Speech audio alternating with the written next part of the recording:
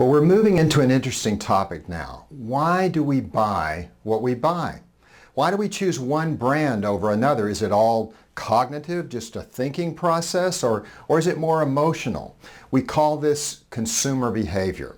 That's the process that individuals or groups go through to select, to purchase, to use, and dispose of goods, services, ideas, or experiences to satisfy their needs and desires. In fact, we have a consumer behavior class that we're now offering here at Asbury. It's going to be a required class for those of you that are marketing majors, but even for those of you that aren't, you might want to consider taking this interesting course where we get into some of the theories and the details about why we behave as we do as consumers. In fact, one of the requirements is that you do an experiment that you invite some of your student friends to participate in, and you try to study a particular consumer behavior, like does somebody prefer color in advertising, or whether there's a pleasant scent when they're watching an advertisement. Does that make a difference? So we're also in this module going to talk briefly about some of the unique challenges of marketing in a business-to-business environment. But let's get started with consumer behavior. We're going to try to learn how we answer these questions. And to do so, consumer behavior looks at 4 disciplines. Psychology, you probably know, is the study of the human mind and the mental factors that affect behavior. In other words, needs and personality traits, perception, learned experiences, and attitudes. Who of you have studied psychology? Maybe some of you are in that class right now. In fact, psychology is a great prep for a career in marketing. Sociology, you may know, is the study of the development, structure, functioning, and problems of human society. The most prominent social groups that we're looking at are things like family and peers and social class. Now, you can figure out how those would be very important for us to know when we're studying consumer behavior. Anthropology compares human society's culture and development. And so we're looking at things like cultural values and subcultures. Again, something that could be very helpful for us from a marketing standpoint. Communication, of course, is the process of imparting or exchanging information, and that includes media and also, of course, persuasive strategies like we try to do in selling in much of our advertising communications. We use all of these disciplines to help us understand how consumers make decisions. Now, one of the first concepts is that not all decision making is really the same. The amount of effort that's devoted by consumers to buying decisions varies according to the level of involvement, how important the decision is perceived by the consumers. So the level of perceived risk we've found correlates very strongly with involvement. The more expensive the product or the more complex it is, the higher the level of perceived risk. The higher the consequences are of making a wrong choice in terms of maybe embarrassment or social rejection, the higher the level of perceived risk. And so we're looking at asking the question, is the financial cost the only factor that determines the level of involvement? Well, no, there are other kinds of risks that we'll discuss, and we'll get into that in class. Now, in extended problem solving, consumers spend more time. Why? Well, because the consequences of the purchase are important and they're perceived as being risky in a way that the wrong choice could result in significant financial loss or, as we mentioned, embarrassment or some other kind of negative outcome. The opposite, of course, is what we would talk about as a habitual decision making. And so the opposite is really true in this kind of decision making. Have you ever wondered why our toothpastes all taste minty? Come to class and I'll explain. I'll tell you a story about why we got to that point. Understanding the type of decision making that guides the majority of the target market's choice is important because it suggests that differing tactics that we use as marketers should be more effective in appealing to consumers, as we see on this slide. Now, this chart describes an extended problem-solving process in which consumers follow each of the steps outlined in the consumer decision-making process. Now, let's just look at these very briefly. Problem recognition is the first step in the process, and you can see an example that is on this slide that shows an example of a decision that Brandon is making.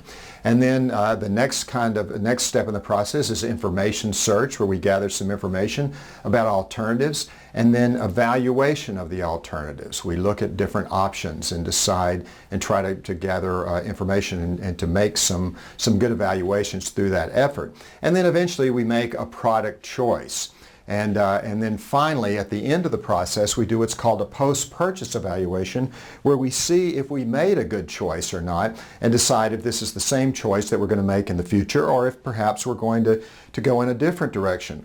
With routine purchases like milk, soft drinks, eggs, those kinds of things, those are often habitual in nature, and so they don't really require any real conscious effort on the part of the consumer. So often for those kind of purchases, we may skip some of these steps.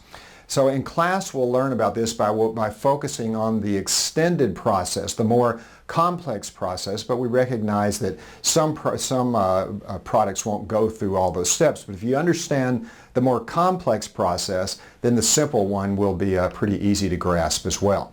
Now, the problem recognition process is an important idea. This occurs whenever a consumer sees a significant difference between their current state of affairs and the desired state.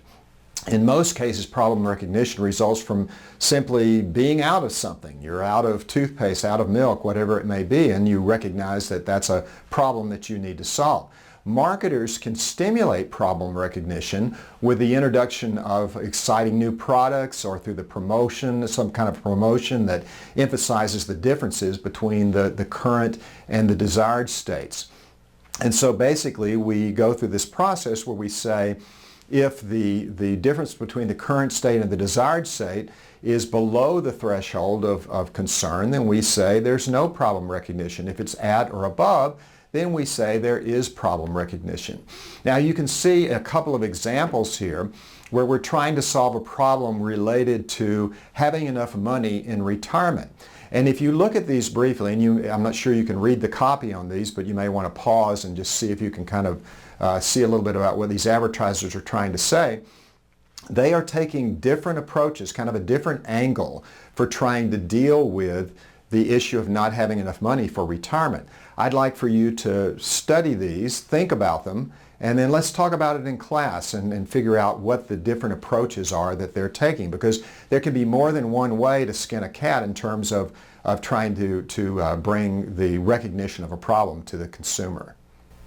One of the ways we distinguish between the different decision-making process is the amount of effort and time that's devoted to the search process. Now, how do we gather information when we're trying to decide about a purchase or what purchase to make? Well, one of the ways we do it in kind of our modern age is we go online and we look at sites like Consumer Reports, or maybe we look at the reviews on Amazon and gather some information that way.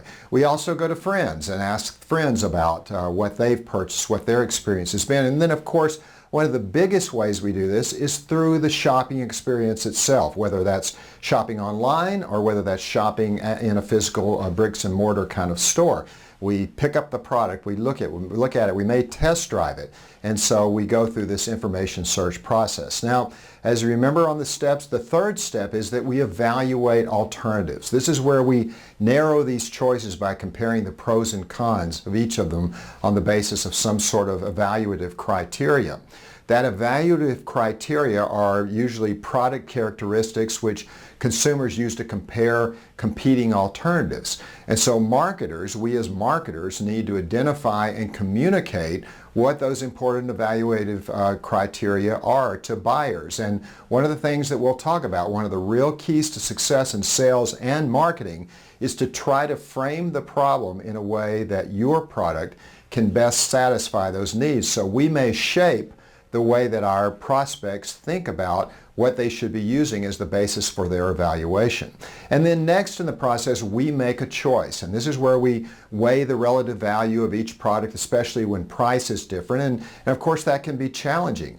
For this reason, a lot of consumers will rely on mental rules of thumb that we call heuristics. Now, that's kind of a fancy word for rules of thumb, but I'd like you to try to remember that because there's a lot of interesting research that's being done now on the way that we use heuristics.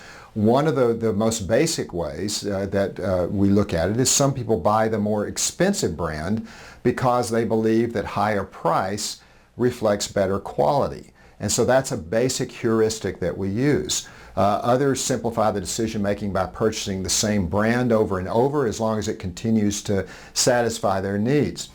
Why is there probably a jar of Heinz ketchup in your parents' pantry right now? And why have they probably been buying Heinz ketchup for possibly decades? We'll talk about that in class.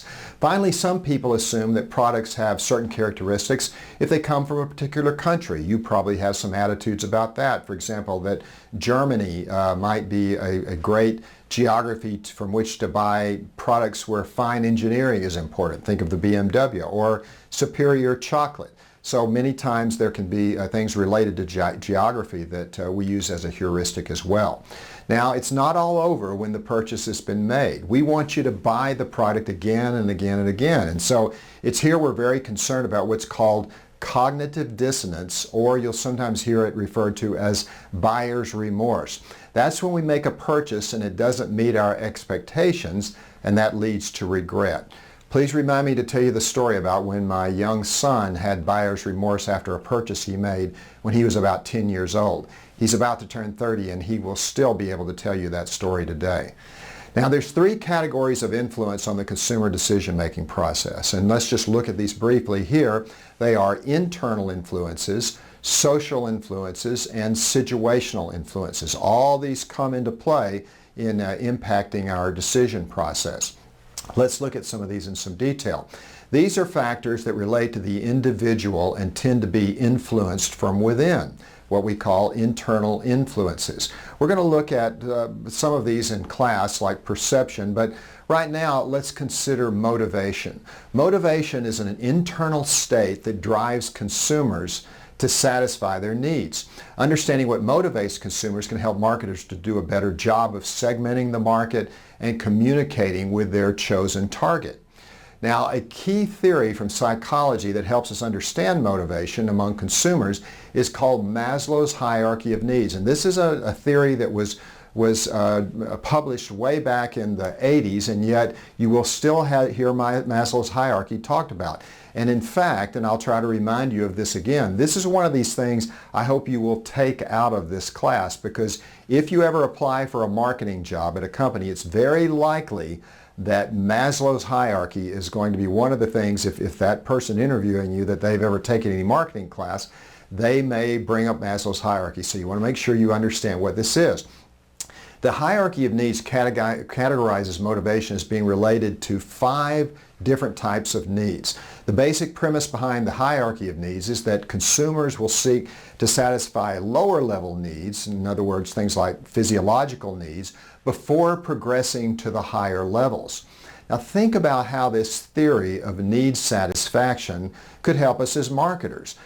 Some of this will give you a hint as you look at the information that's over to the left of the graph here, but you'll also want to be sure you read about this in your textbook, because this is an important idea, and we'll spend some time talking about how Maslow's hierarchy could affect the products that we sell and the way that we position those products in the mind of consumers through our marketing communications. Now, another key internal influence is what we call learning, and of course you know this word, but from a marketing standpoint, learning is defined as a relatively permanent change in behavior caused by information or experience. Psychologists have advanced several theories as to how learning occurs.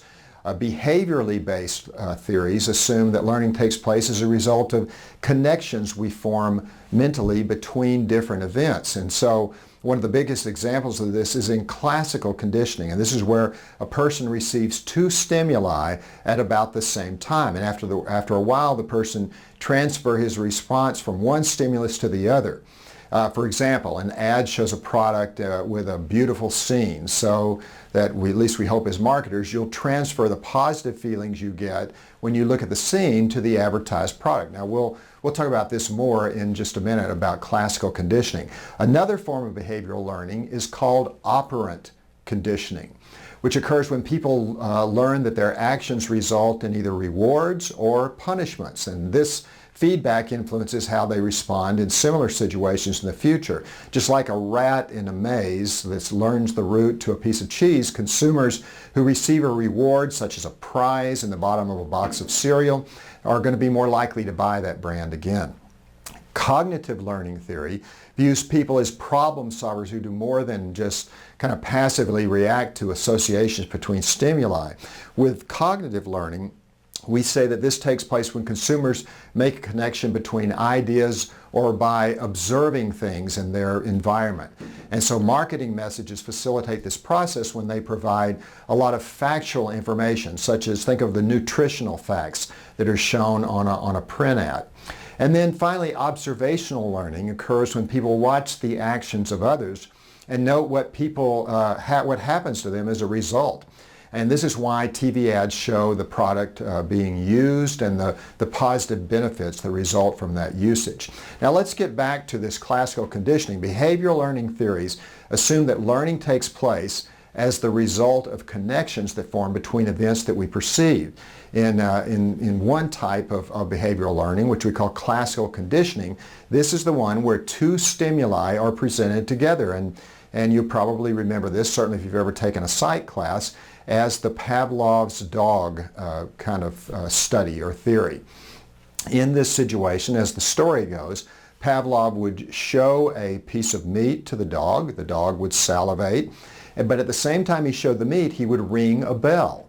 And after a while, and doing this over and over again, he took away the meat and he would just ring the bell, and he found that the dog would salivate just because of the stimuli of the bell, which in the mind of the dog they connected to the meat.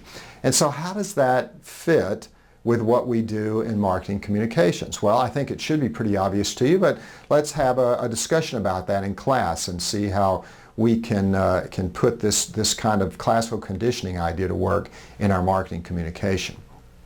Now remember, an attitude is a lasting evaluation of a person, object, or an issue. And so consumers have attitudes toward brands, toward stores, toward celebrities. You have attitudes toward brands right now. If I were to throw up a famous logo, such as the Apple logo, you would have some thoughts that would come to your mind, good or bad, about that brand and that brand element. Now there's three components of attitude, and we're going to look at this in terms of toothpaste. Crest toothpaste, a famous brand. And so the first one is cognition. That's the belief or knowledge a person has about a product and its important characteristics. For example, with Crest, you may think Crest stops cavities. Then we have a component that's called affect. And this is the word that we use for feelings or emotion. And so it's the overall emotional response that a person has to a product. Affect is usually dominant for more expressive kinds of products. And so in the case of Crest toothpaste, we might say, I like Crest. Behavior involves a consumer's intention to do something, such as the intention to purchase or use a certain product. We're very interested in that as marketers. And then in the case of the Crest toothpaste, that might be expressed by, I will buy Crest at the next time I'm at a Target store. So marketers often need to decide which part of an attitude is the most important driver of consumers' preferences. A person's age is another internal influence on purchasing. People in the same age group may share a common set of experiences and have similarities in product preferences. The purchase of goods and services may also depend on consumers' position in what we call the family life cycle. And these are the stages that we go through, which family members kind of pass through as they grow older, from going from a single adult like most of you, going through to perhaps being married without children, married with children, and then married without children again with an empty nest. Now, think about this from a marketing standpoint. Why might family life cycle be more important than age for certain kinds of products? We'll discuss that in class. Now, we're all individuals, but we are also members of many groups that influence our purchasing behavior. One of these is what we call culture, and culture is made up of the values, beliefs, the customs, and the tastes produced or practiced by a group of people.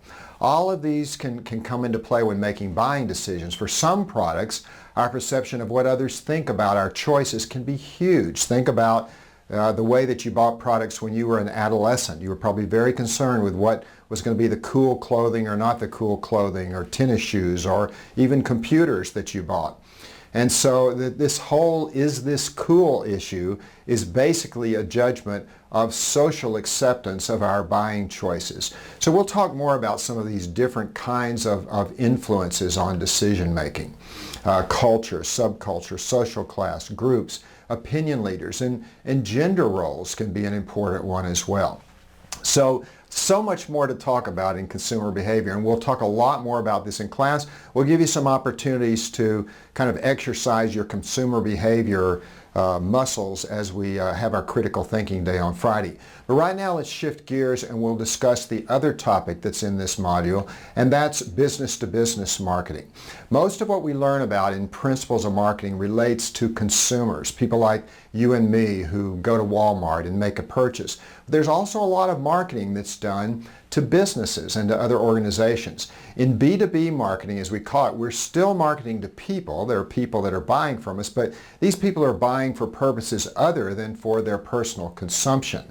So they're still people, but the buying situation is very different. Now this is a good chart that you'll want to be able to look at. There's more details in your text that will go into detail about some of the differences. But at a high level, here's some of the key aspects that are different. For one thing, there are fewer customers in a B2B kind of an environment. But there, kind of in contrast to that, there may be more people involved in each purchase. So you think about when you're going out and you're buying shampoo at a store, it's probably just going to be you, maybe influenced by something a friend or family member said to you. But in a B2B situation, there can be many people that would be involved, and we'll talk about that in a moment. The purchases tend to be bigger in B2B. You think about toothpaste that you go out and buy for $2 or $3 versus one deal I did with Walmart for $120 million. So often another difference is that B2B is often geographically concentrated, and so you may be selling your product to just one part of the country, or maybe all of your customers are only in major metropolitan areas. Now another key that you'll want to be sure you understand, you'll want to do some reading on this in your text, is that the demand for B2B products tends to be what we call derived. That is, the demand for the consumer product that the company makes, let's say toothpaste for example, drives the demand for the product that you're selling the company. Machines that make the little toothpaste caps. And so your success in selling to these companies that make toothpaste is largely going to have to do with their success in selling toothpaste through their various channels. So you should understand the three main buying situations that we face in B2B. One of these we call the straight rebuy, and this is just routine purchases of items that are bought on a regular basis. Things like supplies, for example. Usually there's little time that's spent on this decision as the business just reorders items from their suppliers they already have. In the modified rebuy, this happens when a firm decides they're going to shop around for a new supplier, often because they're looking for a better price. Maybe they're trying to improve the quality or the delivery time or some other improvement that's important to them. And then you have the new task buy, and this is where I spent most of my career in selling in this situation. New task buys tend to be more complex. There's usually more risk involved, more uncertainty, and the buyer often has no previous experience with that product or that product class. They're doing a completely new thing, solving a new problem, or maybe they're exploiting a new opportunity. Now, an important concept for you to remember is the idea of the buying center. You remember we talked about how in B2B you have a lot more people that are involved in the process. Buying centers include all the people in an organization who participate in that purchasing decision. Now, it usually doesn't literally look like this where everybody gathers together in an office. Often the people in the buying center are located on different floors of a building, potentially in different cities, maybe even in different countries. And often people in the buying center can play one or more roles in the process. Let's look at some of these roles. The initiator is the person that we usually describe as the one that sort of recognizes that there's a problem that needs to be solved or an opportunity that needs to be exploited. A real important person in the process is what we call the influencer. Sometimes they're hard to know who those are. But these are the people, often rather technical people, who are kind of whispering in the ear of the decision maker and saying, here's what I think is important, here's where I evaluate one product alternative over another, one company over another. And they can be very important to your process. And then the gatekeeper, and you'll hear about these people talked about as people that allow you to come into the process, either literally in the personal selling standpoint, or maybe they're the ones that filter through all the facts and the information that you send out in terms of your marketing and decide what's going to be given to other members in the buying center. And then you have this important role of the decider. You'll sometimes hear them called the decision maker, the key decision maker, and that's the person who ultimately makes the choice. They may make it in an authoritarian way, or they may kind of gather the committee and say, let's vote, and then they ultimately bless that. And then the buyer tends to be the person who is actually the one executing the process. Sometimes they have a lot of decision-making authority, sometimes they don't. And then you have the user, and that is the person or persons in the organization who is actually going to end up using or at least managing the people who use the thing that you're going to sell. Think about the manufacturer, if you were creating that product to make toothpaste caps. Well, these would be the people on the assembly line that would be taking the output of that and putting them on the tubes or inserting them in the machine that does that. Now, the steps in the business buying decision process are multiple ones, and you're going to want to review this chart and look at this and notice as you look at it that it looks very similar to the consumer process, and that's important. You're still selling to people, and we should never forget this when we're in a B2B situation. However, the B2B process tends to be a lot more complex. I had deals that I did that took the better part of a year to complete for a single sale that I was doing. And we'll discuss some of the more of the differences in class. And so I would just suggest that you take just a moment here and pause maybe and look at this chart and make sure that you understand it. So now we've completed a brief overview of consumer behavior, talked a little bit about the business to business kind of marketing situation. So it's time now for you to take another quiz. Make sure that you read the chapter. We'll see you in class, and I'll look forward to talking about this in more detail.